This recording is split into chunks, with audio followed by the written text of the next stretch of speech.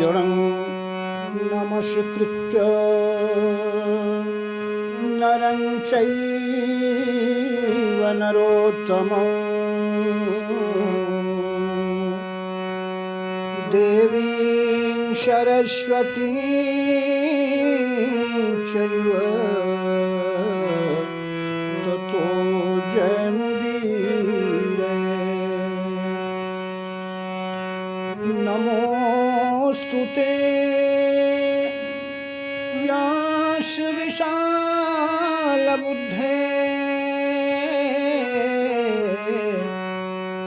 फुल्लारविन्दायतपत्रनेत्र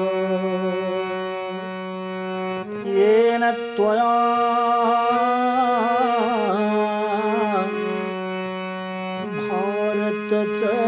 भारततलपूर्णः प्रज्वालितो ज्ञानमयः प्रदीपः प्रज्वालितो ज्ञानमयः प्रदीपः।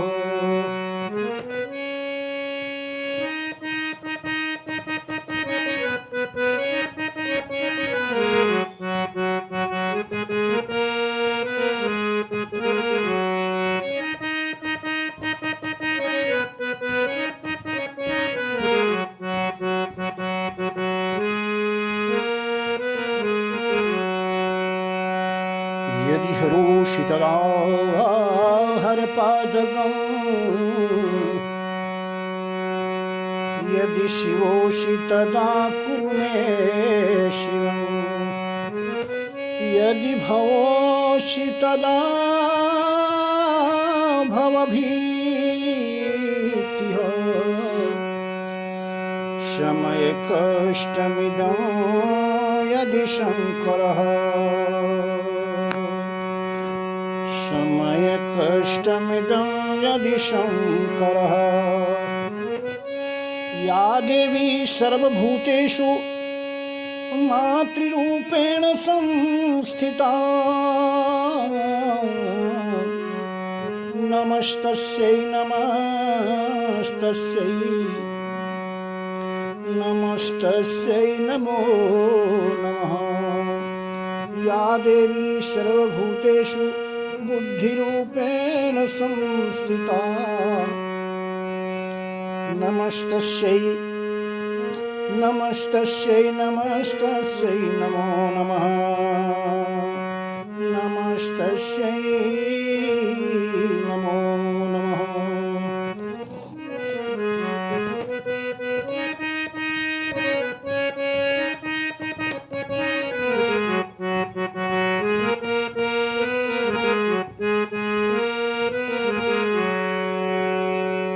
भगवत चरणवारविंद मकरंद में अपने मन को लगाए हुए कथा श्रोता बंधुओं, माताओं तथा बहनों,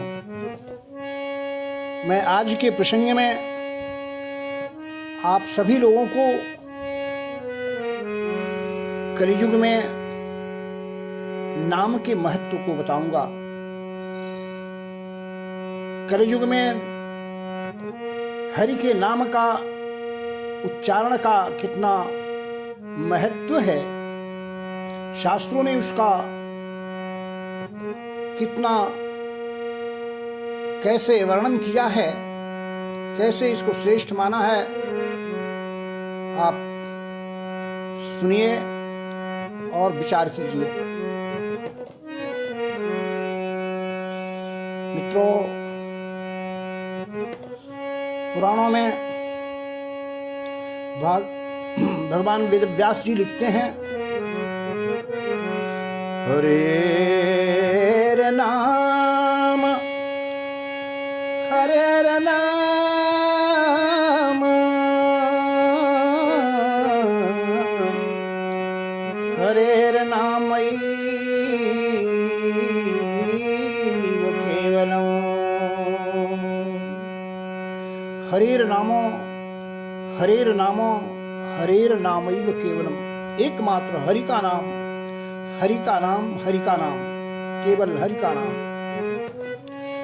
नास्तेवं नाम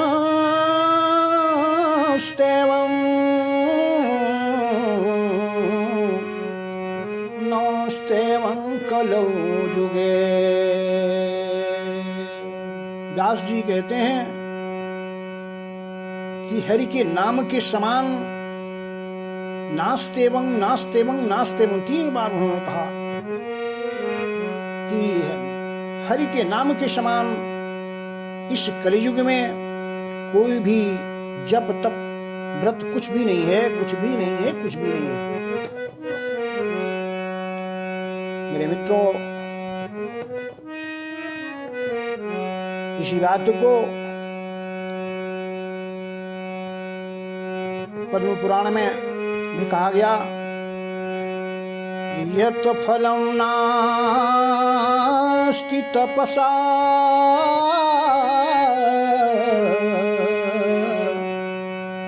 यत् फलं नास्ति तपसा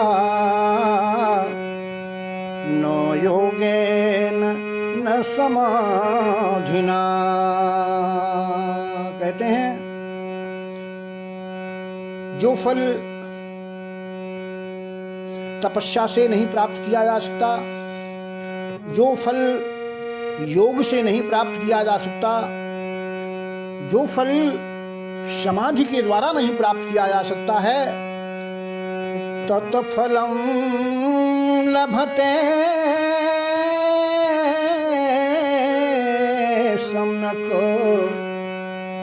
कलौ केशव कीर्तनात्। कलौ केशव कीर्तनात्। उस फल को मनुष्यों कलियुग में केशव कीर्तनात् लभते।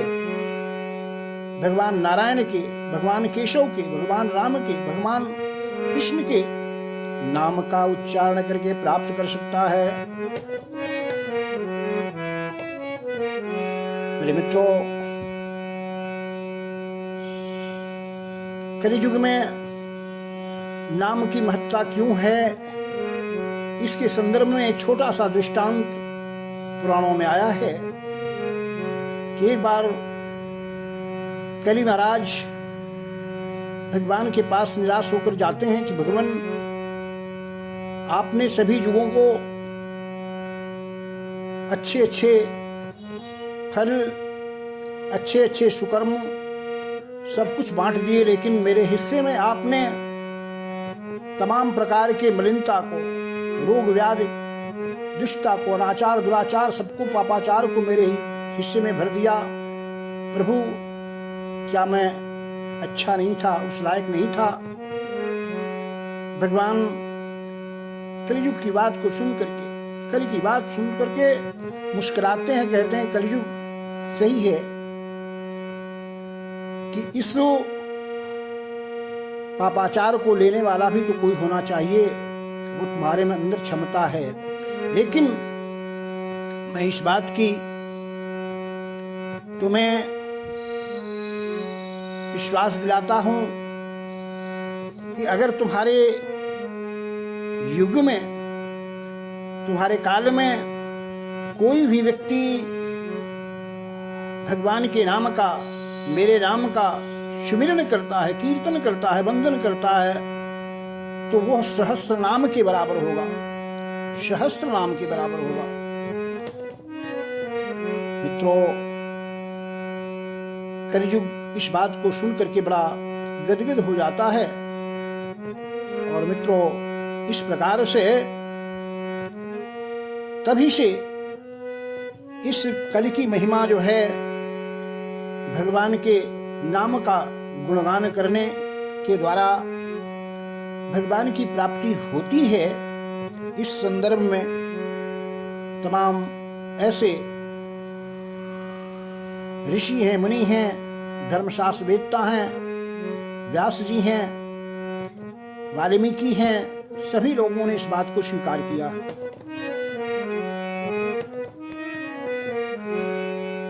एक अन्यत्र इस बात को स्पष्ट करते हुए कहा गया है, ध्यायन् कृते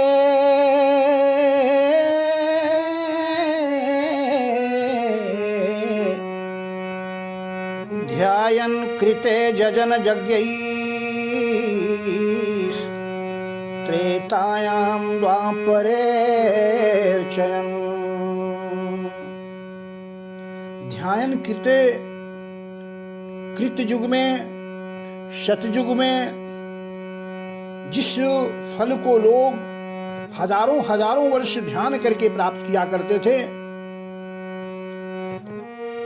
और त्रेता युग में बड़े बड़े यज्ञों का यजन करके जिस फल को प्राप्त लोग किया करते थे, द्वापर युग में तमाम प्रकार से भगवान के अर्चन को प्राप्त करके लोग जिस फल को प्राप्त किया करते थे, ताम गतिं सममाप्नोति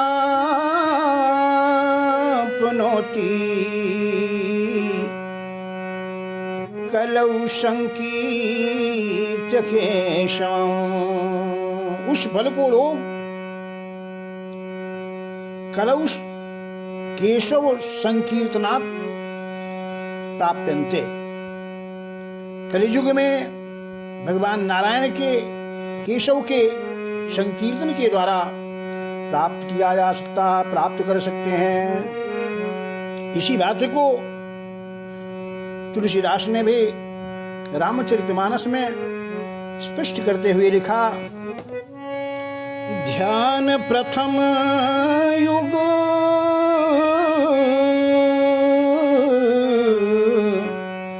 मख विधि दूजे। ध्यान प्रथम युग मख विधि दूजे। द्वापर परीतो शत प्रभु पूजे पूजे। द्वापर परीतो शत प्रभु पूजे।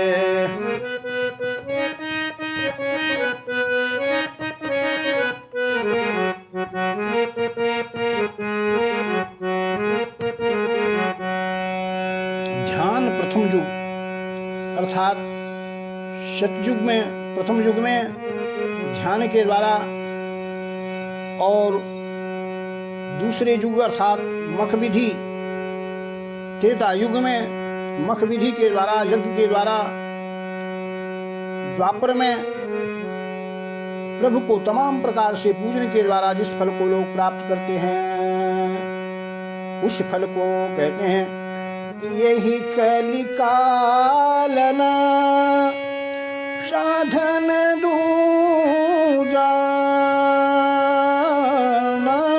साधन दूजा यही कलिकालना साधन दूजा। दूजा साधन दूजा। योग यज्ञ जप तप व्रत पूजा।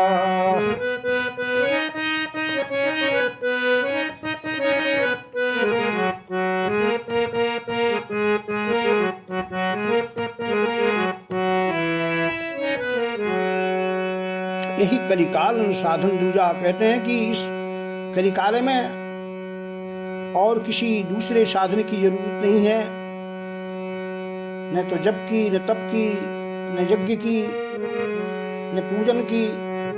केवल आप भगवान के नाम का संस्मरण कर लेते हैं, उच्चारण कर लेते हैं, कीर्तन कर लेते हैं मुखारविंद से, वही सबसे बड़ा जप है, तप है, व्रत है, पूजा है। मेरे मित्रों,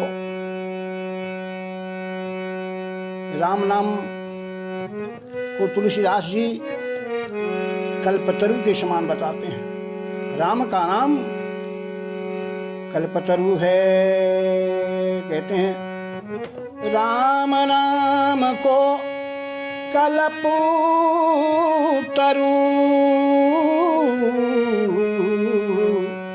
कलि कल्याण निवास। कलि कल्याण निवास, जो कि कलियुग में कल्याण के रूप में निवास करता है। जो सुमिरति भयो भागुते तुलसी तुलसीदास। जिस नाम का सिमरन करके तुलसीदास जी अपने लिए कहते हैं कि कहाँ मैं भांग था, भांग के सदृश था, लेकिन मैं तुलसी से तुलसीदास हो गया। अरे नहीं कली करमना भगति विवेकु, नहीं कली करमना भगति विवेकु। तुलसीदास जी कहते हैं इस कलिकाल में न तो कर्म न भक्ति न विवेक, राम नाम अवलंबन एको एको, अवलंबन एको।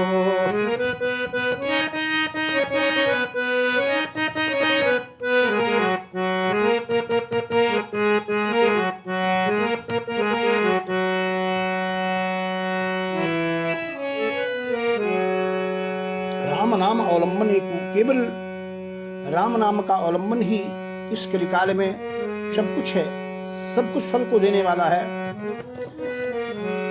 राम नाम कली अभिमत फलदाता, अभिमत फलदाता। तुलसीदास जी लिखते हैं रामचरितमानस में कि राम का नाम कलियुग में अभीष्ट फल को देने वाला होता है। राम नाम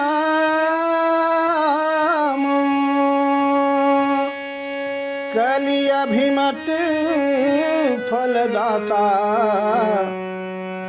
हित परलोक लोक पितु माता।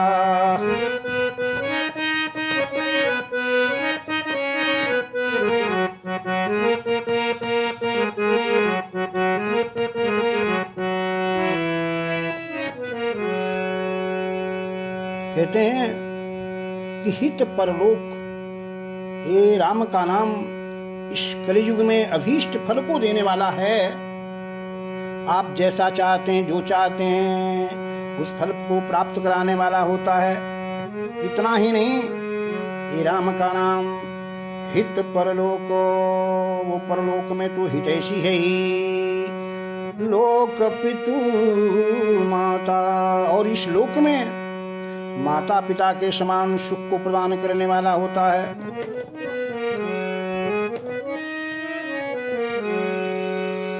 इसी तरह से अन्यत्र भी राम नाम के मर्यादा का वर्णन करते हुए तुलसीदास जी लिखते हैं, राम नाम नरकेसरी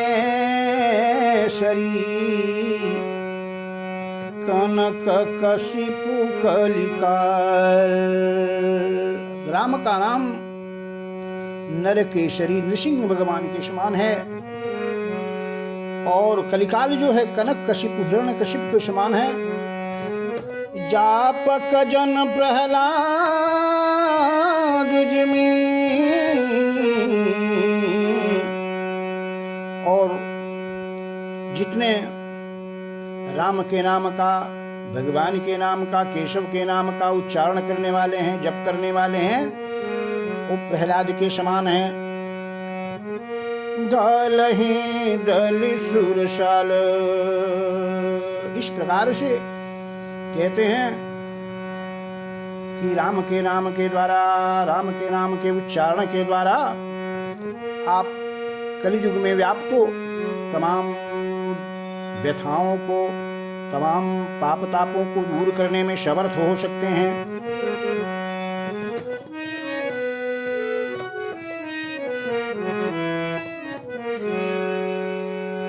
एक स्थान पर किसी महाकवि ने, किसी महर्षि ने लिखा कि उस प्रभु ने अपने नाम में बहुत बड़ी शब्द की शक्ति को भर दिया है। और उस भगवान के नाम का उच्चारण करने के लिए कोई काल की सीमा नहीं, काल का प्रतिबंध नहीं, काल का कोई समय का बंधन नहीं है। आप किसी भी समय सोते उठते जागते चलते फिरते, यहाँ तक कि शौच में भी आप भगवान के नाम का उच्चारण कर सकते हैं। नाम नामकारी बहुधा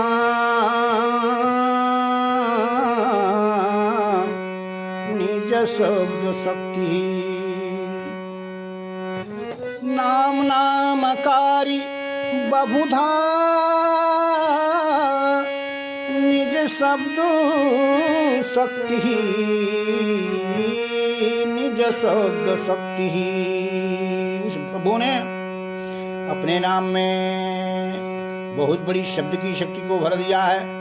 तत्रार्पिता नियमितो स्मरणेन कालः, कहते हैं कि स्मरणे कालः न, उस प्रभु के नाम को स्मरण करने के लिए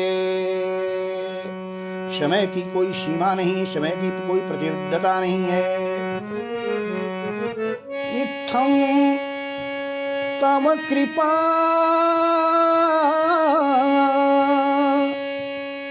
भगवन् ममापि, भगवन् ममापि। कहते हैं कि हे भगवान, आपने अपने नाम में इतनी बड़ी शब्द की शक्ति को भर करके हम लोगों के ऊपर बहुत बड़ा कल्याण किया है, लेकिन हा दुर्दैव,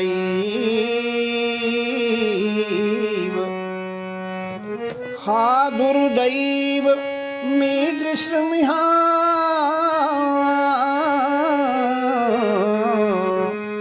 जनिनानुराग। किंतु हम लोगों का ये दुर्भाग्य है मित्रों, हम लोगों का ये दुर्भाग्य है क्या कि भगवान की कृपा के होने के बावजूद भी उनके नाम को जपने के लिए, उनके नाम को सुमिरन करने के लिए, उनके नाम को लेने के लिए हमारे पास समय नहीं मिलता है। हमारा मन उनके नाम को जपने के लिए अनुरागित नहीं होता। मेरे मित्रों, तुलसीदास ने नाम के महत्व का वर्णन करते हुए लिखा कि स्वयं भगवान शंकर भी नाम का स्मरण करते रहते हैं। कहते हैं पुराणों में एक कथा आई है कि एक बार माता पार्वती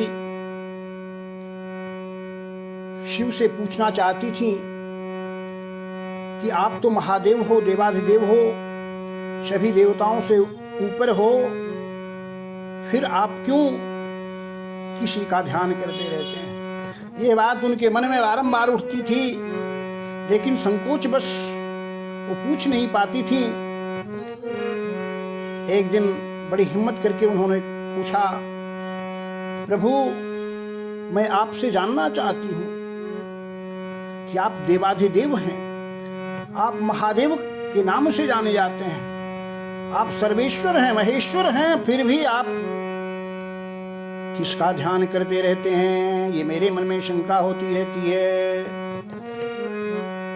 तो इस बात को सुन करके शंकर जी मुस्कुराते हैं, शिव जी मुस्कुराते हैं, कहते हैं पार्वती प्रिय, तुम अगर ऐसा पूछ रही हो तो मेरे से ऊपर भी कोई है। मैं राम के नाम का जाप करता हूँ और वो राम का नाम सब प्रकार से मंगलकारक है, मंगल को देने वाला है, अमंगल का नाश करने वाला है। इसी बात को तुलसीदास जी ने लिखा, नाम प्रसाद शंभुज विनाशी,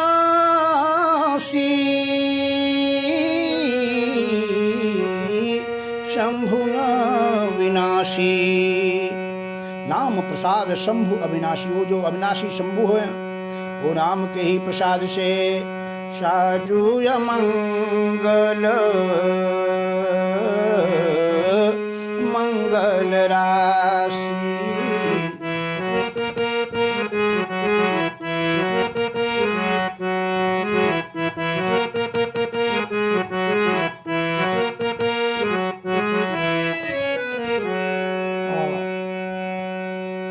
इतना ही नहीं, शुकदेव, सनकादि ऋषि, सिद्ध मुनि, जोगी सभी लोग तो नाम को जाप करते हैं हरि के।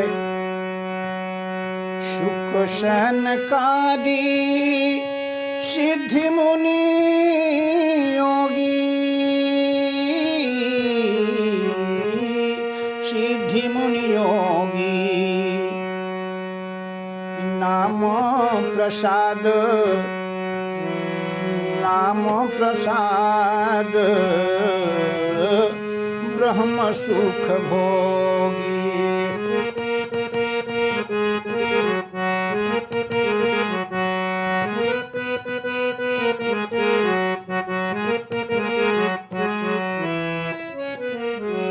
ये सब नाम के प्रसाद से ही, नाम के जाप से ही, नाम के उच्चारण से ही ब्रह्म के सुख को प्राप्त करने वाले हुए हैं। नारद जी ने भगवान के नाम के महत्व को जाना, इसीलिए वो हमेशा श्रीमन नारायण नारायण नारायण अहरनिश प्रभु के नाम का ध्यान किया करते हैं, प्रभु के नाम का जाप किया करते हैं। तुलसीदास जी लिखते हैं, नारद जानेऊ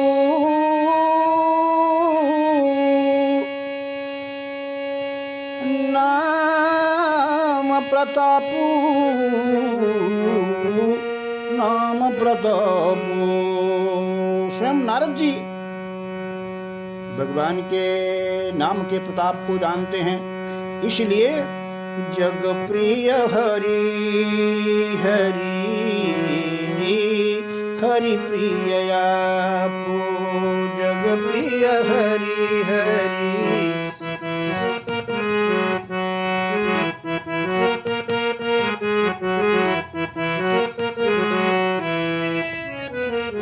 ओहो, जग प्रिय संसार के लोगों के लिए प्रिय हो गए और खुद भगवान के प्रिय हो जाते हैं नाम के प्रसाद से ही। इसी तरह से मित्रों, सुमेरी पवन सुत पावन नाम, पावन नाम।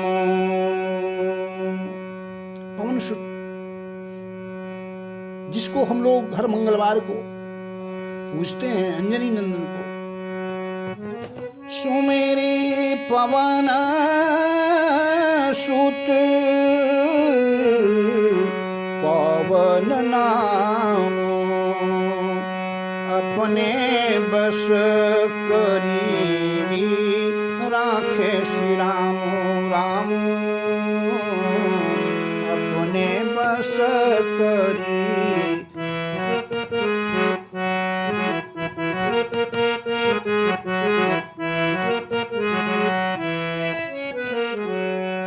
अपनी बस करी राखेश राम। खुद हनुमान ने अपने हृदय में उस भगवान को कीर्तन के द्वारा, उनके नाम के उच्चारण के द्वारा, संस्मरण के द्वारा, जाप के द्वारा अपने नाम को हृदय में बसा लिया। इसी तरह से हम आप अजामिल के नाम का जानते हैं। अजामिल के नाम को आप लोग जानते हैं कितना पापी था, फिर भी वो भगवान के नाम को पुकार करके मुक्ति को प्राप्त कर जाता है। पुत्र अजामिल गज गनिकाऊ, पुत्र अजामिल गज गनिकाऊ। पापी से पापी अजामिल, गज गणिकारी सभी भयऊ मुकुत हरि नाम प्रभाऊ, नाम प्रभाऊ।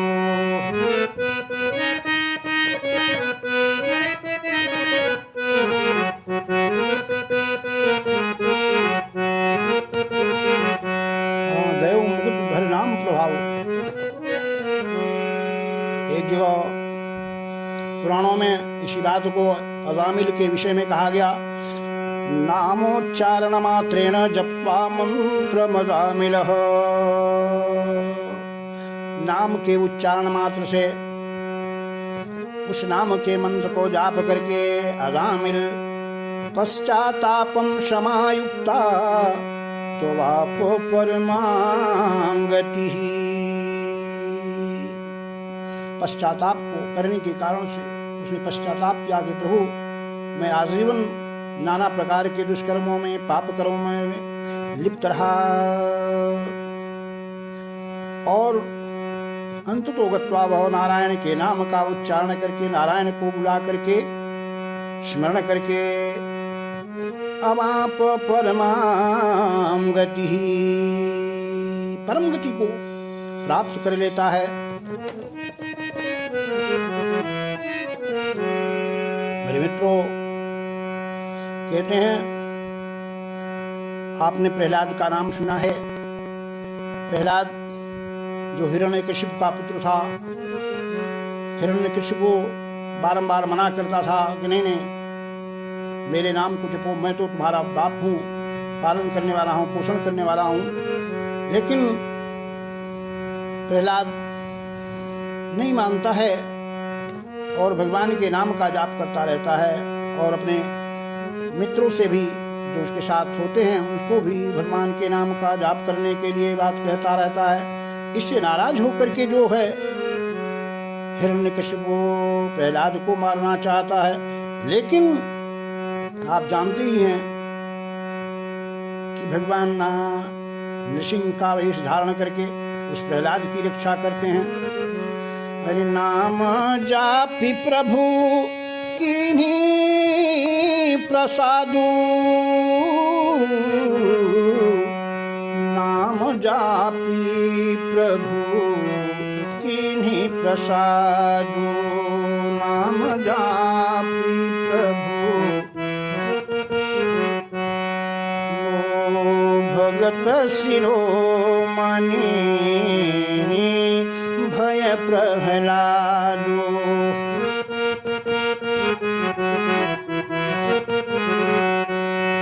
भगत शिरोमणि भय प्रहलादु। प्रहलाद भक्त शिरोमणि बन जाते हैं। इसी तरह से मित्रों, पौराणिक आख्यान आता है, आप ध्रुव के नाम को जानते हैं, ध्रुव के नाम को सुनते हैं। ध्रुव जो कि उसके पिता जो थे उनकी दो रानियां होती थीं, और ये दूसरी रानी का सुनीति का पुत्र होता है। लेकिन सुरुचि को ज्यादा मानते थे। ध्रुव जाता है पिता की गोद में बैठने के लिए, उसकी दूसरी माता उसे उनकी गोद में बैठने से मना कर देती है, झिझक देती है। ध्रुव रोते हुए बिलखते हुए आता है अपने माता के पास और पूछा, माँ मेरा वास्तविक पिता कहाँ है? मेरी माँ ने मेरे पिता की गोद में बैठने से मना कर दिया, कहा कि तो जाओ अपने पिता की गोद में बैठो। तो मेरे पिता कौन है तुम बताओ माँ। उसकी माँ ने, सुनीति ने कहा, बेटा तुम्हारा पिता तो जंगल में निवास करता है। अच्छा, जंगल में निवास करता है तो मैं जाऊंगा, जब तक मैं अपने पिता की गोद में नहीं बैठूंगा तब तक मां लौटूंगा नहीं। उसकी मां घबराती है लेकिन मना करती है, नहीं नहीं बेटा, छोटे हो जाओगे तो कहीं न कहीं जंगल में कोई खा जाएगा, तमाम हिंसक पशु रहते हैं। लेकिन वो मानता नहीं है मित्रों, और घर से निकल जाता है। तब तक बीच में रास्ते में नारद जी भी मिलते हैं। नारद जी भी उसे रोकते हैं, तमाम प्रकार से समझाते हैं, लेकिन ध्रुव अपने अटल बात पर अटल है और कहता है कि जब तक मैं प्रभु की गोदी में नहीं बैठूंगा, अपने पिता की गोदी में नहीं बैठूंगा, तब तक मैं घर नहीं लौटूंगा। इस प्रकार से ना ध्रुव सगलानि जप्यवु हरिनाम। तुलसीदास जी लिखते हैं ध्रुव सगलानि, ग्लानि से युक्त होकर के, ध्रुव सगलानि जप्यं हरिनाम, पायऊ अचल अनुपम ठाम।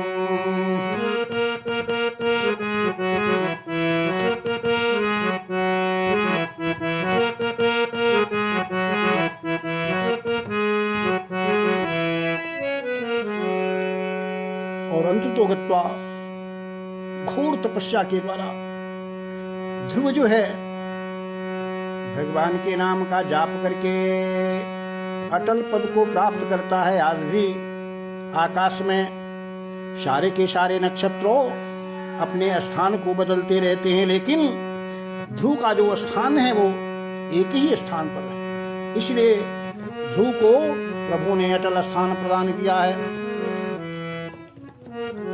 मित्रों, कहते हैं कि नाम को आप चाहे जैसे भी लटो, नाम में अगर उच्चारण में थोड़ा दोष भी हो जाता है तब भी आपको फल की प्राप्ति होगी। जैसे कहते हैं कि जो वाल्मीकि थे, जिनका पहले नाम रत्नाकर हुआ करता था, और वो रत्नाकर बचपन में किसी जंगल में बैठ करके लोगों का लूट मार करते थे, और कुछ ऐसा हुआ उनके जीवन में कि कोई एक सन्यासी उन्हें मिलता है जिनके वो सामान को छीनने जा रहा था। उसने कहा, समझाया कि भैया आप इस मेरे जो सामान को छीनने के लिए आ रहे हो, या इस प्रकार के निंदित कर्म को आप जो करते हो, ये भला बताइए किसके लिए करते हो। रत्नाकर कहने लगे कि मैं अपने लड़के बच्चों के पालन पोषण के लिए करता हूं, और किसके लिए करता हूं। ऋषि ने समझाया, सन्यासी ने समझाया कि मेरी बात मानो, एक बार मैं सारा का सारा सामान आपको दे दूंगा, जब तक आप घर से लौट कर नहीं आओगे तब तक मैं यहाँ मैं बैठा रहूंगा। आप जाकर के घर में पूछिए कि जो पाप कर्म आप कर रहे हो, लूट मार कर रहे हो, इस फल को भोगने वाला कौन है? क्या तुम्हारे लड़के बच्चे भी इस पाप के कर्म के भागी होंगे अथवा नहीं होंगे? रत्नाकर जाता है घर में, अपने बच्चों को बुला करके पूछता है, बेटा मैं तुम्हें अच्छी अच्छी चीजें ले आकर के खिलाता पिलाता रहता हूँ, क्या कभी तुमने कहा कि पिताजी कैसे आप कहाँ से किस धन से अच्छे अच्छे चीजों को ले आकर के हमको खिलाते पिलाते रहते हो? बच्चों ने कहा, हाँ पिताजी, ये तो कभी हमने पूछा नहीं। आप पिता हैं और पिता का धर्म होता है बच्चों का पालन पोषण करना, तो आप पालन पोषण कर रहे हैं, कैसे कर रहे हैं ये हम नहीं जानते। रत्नाकर ने कहा कि बेटा मैं लूट मार करके लाता हूं, धन से लोगों से छीन झपट करके लाता हूं, और उसी धन से तुम लोगों का पालन पोषण करता हूं, अच्छे अच्छे चीजें को खिलाता पिलाता रहता हूं। तो क्या तुम लोग अपने पाप का, हमारे पाप का तुम लोग भागी बनोगे? बच्चों ने कहा, नहीं पिताजी, ये संभव ही नहीं है। कर्म आप करोगे, दुष्कर्म आप करोगे, तो हम लोगों को उसका कोई उसमें उसके भागी नहीं हो सकते हैं। इस प्रकार से मित्रों, पति को भी बुलाते हैं, पत्नी भी इस प्रकार से रत्नाकर उनसे पूछते हैं कि अरे प्रिय, कभी तुमने पूछा नहीं, मैं तुम्हारे लिए अच्छे अच्छे वस्त्र लाकर देता हूँ, अच्छे अच्छे भोजन कराता हूँ, कहाँ से कैसे कराता हूँ, ये तुमने कभी नहीं पूछा। उसने कहा, पतिदेव आप तो घर से जाते हो और मैं समझती हूँ कि आप परिश्रम करके ले आते हो। उन्होंने कहा नहीं नहीं, हम लूट मार करके ले आते हैं धन से और उसी से तुम लोगों को खाना पीना कराते हैं, अच्छे अच्छे भोजन पानी कराते हैं, देते हैं। पत्नी ने कहा प्रीतम, ये जो आप पाप कर्म कर रहे हैं ना, उसमें हम लोग उसका भागी नहीं हो सकते हैं, उसके भागी आप ही होंगे, खुद होंगे। इस प्रकार से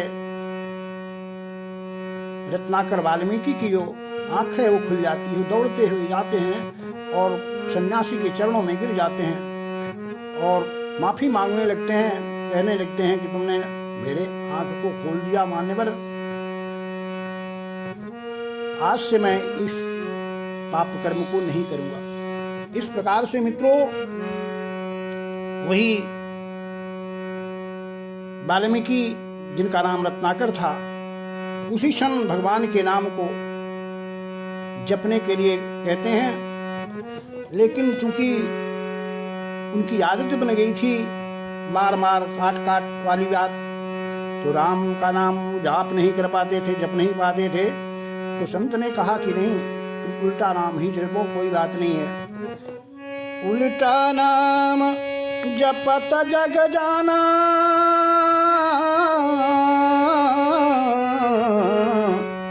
जपत जग जाना। उल्टा नाम जपत जगना, ये संसार जानता है कि उल्टा नाम जुनते जाप करते हुए बराबरा कहते हुए वाल्मीकि भे ब्रह्म समाना, वाल्मीकि ब्रह्म के समान हो जाते हैं। उल्टा नाम जपत जग जाना, वाल्मीकि भय ब्रह्म समाना।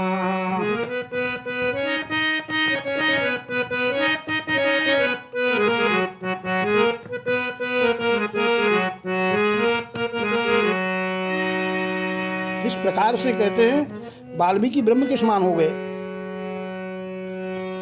मेरे मित्रों, तुलसीदास लिखते हैं, अरे नाम कल्पतरु काल कराला, नाम कल्पतरु काल कराला हो, काल कराला।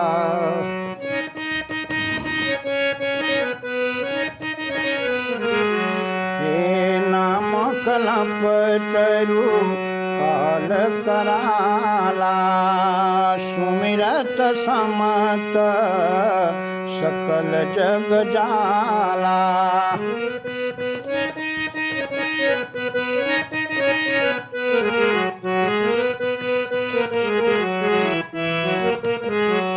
नाम कल्पतरु, भगवान का नाम कल्पतरु के समान है, जो कि कराल काल को भी मात कर देता है। सुमिरत समत सकल जग जाला, जिस नाम को सुमिरन करते ही सारे के सारे भव बाधाएं जगजाल जो है समाप्त हो जाते हैं।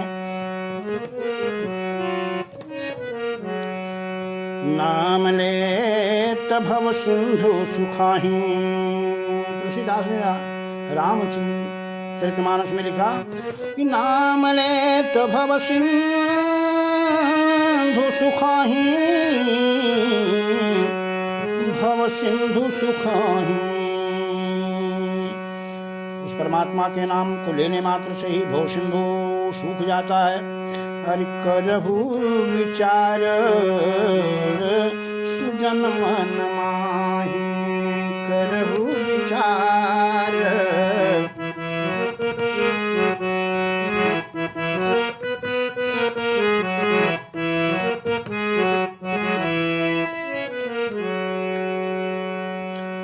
चहु जुग तीन काल तिहु लोका, चहु जुग तीन काल तिहु लोका, भय नाम जप जीव विशोका। चारों युगों में, तीनों कालों में, तीनों लोकों में अगर किसी ने भी उस भगवान के नाम का उच्चारण किया, राम के नाम का सुमिरन किया, कृष्ण के नाम का सुमिरन किया, शिव के नाम का सुमिरन किया, तो कहते हैं भय नाम जप जीव विशोका। जीव शोक से रहित हो जाता है, पाप तापों से रहित हो जाता है। इसलिए मित्रों कहते हैं वेद व्यास जी, कलिना सदृशो कोपी, कलिना सदृशो कोपी युगो नास्ति वरानने। हे वरान्य, कलियुग के समान कोई भी युग नहीं है। तस्मिन् त्वां संस्थापयिष्यामि गेहे गेहे जने जने। मैं उस कलिकाल में, हे वरान्य, तुमको घर घर में, सभी लोगों में, जनों जनों में तुम्हारे नाम को स्थापित कर दूंगा। इसलिए मेरे मित्रों आप समझिए कि इस कलिकाल में नाम के उच्चारण का, नाम के जाप का, नाम के सुमिरन का कितना महत्व है, कितना प्रताप है। आपने तमाम उदाहरणों के द्वारा देखा, सुना। मेरे मित्रों, इसी तरह से व्यास जी एक पद्म पुराण में कहते हैं, सत्यादि त्रिजुगे बोध वैराग्य मुक्ति साधक। सतयुग, त्रेता युग और द्वापर युग में बोध और वैराग्य ये मुक्ति के साधक कहे गए हैं। अर्थात आपको ज्ञान और वैराग्य के द्वारा मुक्ति मिल सकती है। लेकिन कलौ तू केवला भक्ति, कलौ तू केवला भक्ति ब्रह्म सायुज्य कारिणी। इस कलयुग में अगर भक्ति से, प्रेम से भगवान के नाम का स्मरण करते हैं तो कल्याणकारिणी मुक्तिदायिनी भवती, मुक्ति को देने वाली होती है। इसलिए मेरे मित्रों, हमको, आपको अगर 24 घंटे में समय नहीं मिल पाता है, 1 मिनट 2 मिनट नहीं मिल पाता है, तो भी आप आधे क्षण ही सही भगवान के नाम का कीर्तन करिए, भगवान के नाम का स्मरण करिए।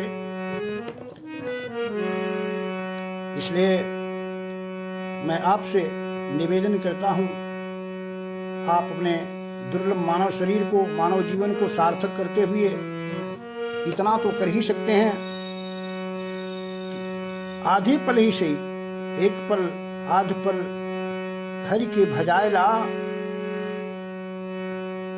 बिगड़ल जन्मवा आपन फिर से बनायला। आधा पल ही सही भगवान के नाम का आप स्मरण कर लीजिए, भगवान के नाम का आप स्मरण कर लीजिए, वही आपके लिए पर्याप्त होगा। आइए एक बार भगवान के नाम का उच्चारण करते हैं। श्री कृष्ण गोविंद हरे मुरारे, श्री कृष्ण गोविंद हरे मुरारे, हे नाथ नारायण वासुदेव। श्री कृष्ण गोविंद हरे मुरारे, श्री कृष्ण गोविंद हरे मुरारे, हे नाथ नारायण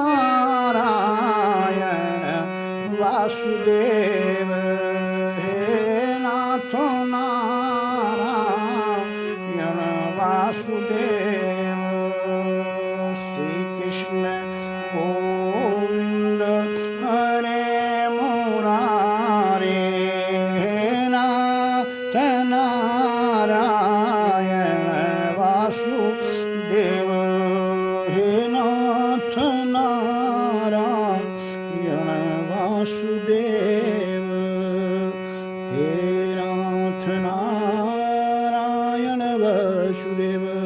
बोले सच्चिदानंद भगवान की जय हो। बोलो सीताराम भगवान की जय हो। बोलो राधा कृष्ण भगवान की जय हो। बोलो माँ महेश्वर की जय हो। जय जय श्री